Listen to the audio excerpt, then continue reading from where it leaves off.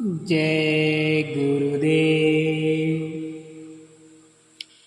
यात्रा में देख आया हूँ कि सेठ मगनलाल और देवी लीलावती कलावती आंसू और उनके भाई का जीवन राजाओं की तरह है, परंतु एक दफ़ा सत्संग में शरीक होने पर कितना बड़ा परिवर्तन हुआ कि जमीन पर लेटना और इतनी भीड़ में हर तरह की तंगी होती है, परंतु किसी तरह की कमी न महसूस करना, ये प्रेम आश्रम है और यहाँ पर हर किस्म के लोग आते हैं। पूर्व इतिहास से मालूम है कि हरिश्चंद्र जैसे चक्रवर्ती राजे ऋषियों के पास जमीन लीपते हैं, पानी भरते हैं तथा और काम करते हैं। राम और कृष्ण ने गुरुओं के आश्रम में सेवा किया। इन्हीं छोटी सेवाओं से आज संसार उन्हें पूछता है और उन्हें गुरु कृपा से वो पूरी ज्ञान शक्ति मिली जिससे वो परमेश्वर कहलाए। होना यही चाहिए जिससे आत्माओं का सच्चा कल्याण हो। वे सब निवेदन करते हुए गए कि आप गर्मी में अवश्य आवें और हम लोग हर तरह की सेवा करेंगे। मन और बुद्धि की सेवा।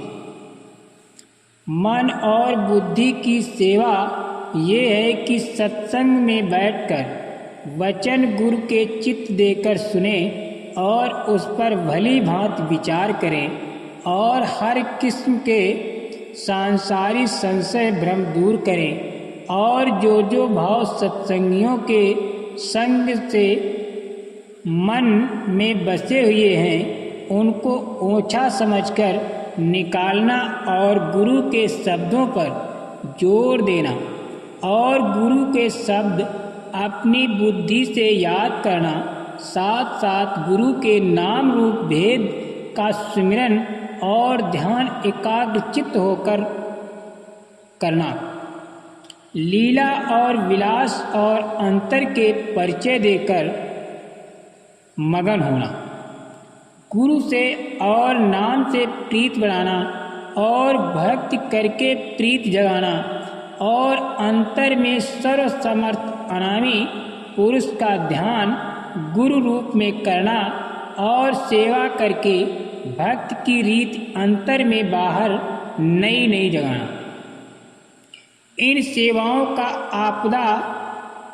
सेवाओं का फायदा ये है कि मन में संसारी ख्यालों का निकालना और उसमें प्रेम का भरना, अपने सर्वभाव समेट कर अंतर में स्वरूप से जोड़ना और रस लेना और बाहर सत्संग में दर्शन और वचन के आनंद से अपने हृदय को आनंदित करना, साथ साथ हृदय से में मालिक के प्रेम की ज्योति भरना।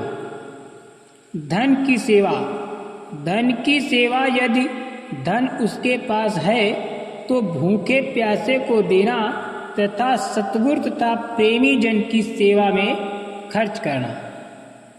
लाभ। धन में पकड़ और बंधन का घटना और गुरु और प्रेमी जन की प्रसन्नता और दया प्राप्त करना और दुखी अपाहिज गरीबों तथा मोहताजों की सेवा करके दुआ लेना। ये दया और दुआ प्रेम को बढ़ाती है और प्रेमी जन की प्रसन्नता सेवा के उमंग को जगाती है। बहुत से आशिक प्रेमी जन उम्दा उम्दा आभूषण तैयार करके सतगुरु को पहनाते हैं और भंडारा करते हैं। ऐसे उत्सव में सर्व प्रेमी जन दर्शन से मगन होते हैं और परस्पर एक दूसरे प्रेमी की सीमा में पहुंचकर गुरु की आरती दर्शन करके अपने बिछड़े भागों को सराहते हैं तथा उछलते और कूदते हैं और दिन रात सेवा में अपना तन मन लगाते हैं। इन्हें ध्यान नहीं रहता कि हम घर में हैं या कहीं और हैं।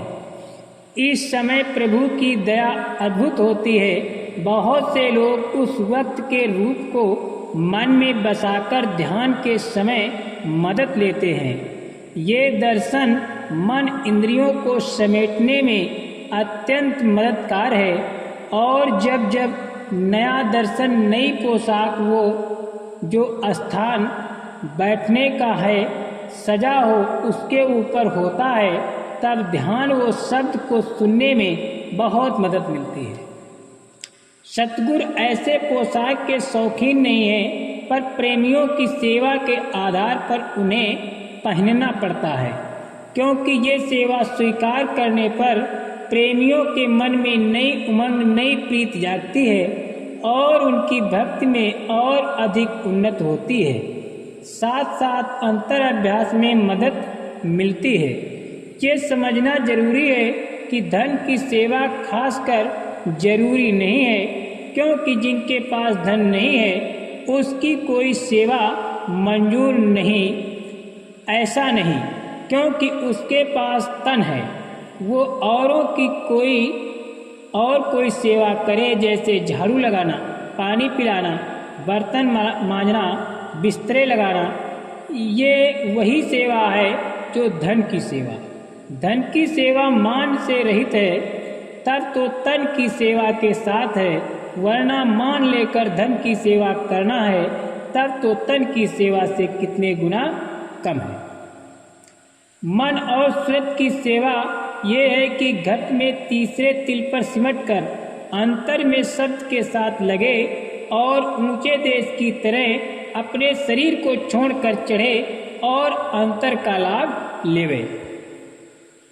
मूल लाभ चरणों में दिन प्रतिदिन प्रतीत का बढ़ाना, अभ्यास में तरक्की का होना, संसार और संसार के पदार्थों से धीरे धीरे मन में उदासीनता पैदा होना और परमार्थिक कदर का चित्त में दिन दिन बढ़ना और रहने का संभलना तथा सांसारिक आदतों का छूटना और परमार्थिक स्वभाव का जारी होना और मन इंद्रियों का दिन दिन तन से और श्रुतों से न्यारे होना और अधर यानी ब्रह्मांड की ओर चढ़ना और शब्द के साथ जुड़कर रहना।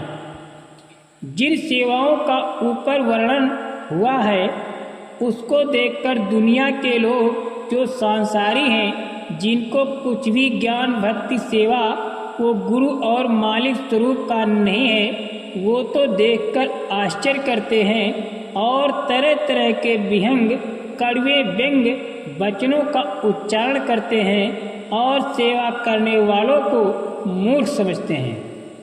साथ साथ अनेक भावों के से भक्तों की हंसी उड़ाते हैं, परंतु संतों ने बेचारे नादान शब्दों में कह दिया है, इनको प्रेम की जरा भी खबर नहीं, परंतु दुनिया की मोहब्बत में मकसूल होकर तन मन धन खर्च खुद करते हैं, साथ साथ मेहनत भी बहुत करते हैं, जिससे दुनिया के लोग दोस्त आसनाई तमाशा देख राजी हुए और हमारी हंसी की ताली पीटे और चाह करें। ये नहीं जानते कि ये तारीफ कुछ काम नहीं देती है, मरते वक्त इनके प्राण मुश्किल से छूटते हैं।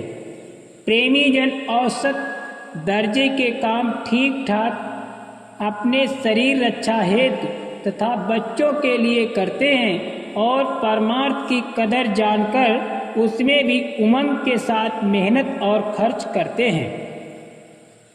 यहाँ भी साथ और वहाँ भी गहरा फायदा मिलता है।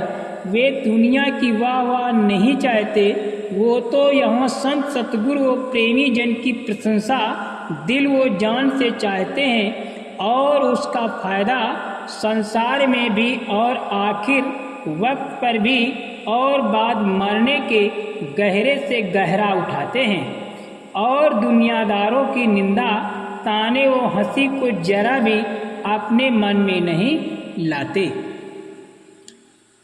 तुम किसके ग्राहक हो? सत्संग का बाजार एक ऐसा बाजार है जिसमें लोहा लक्कड़ से लेकर हीरा जवाहरात तक मिलता है। अब तुम अपने को देखो कि तुम किसके ग्राहक हो। दरवाजे पर बैठकर आँख खोलो तो मैं वहीं मिलूँगा। जय गुरुदेव।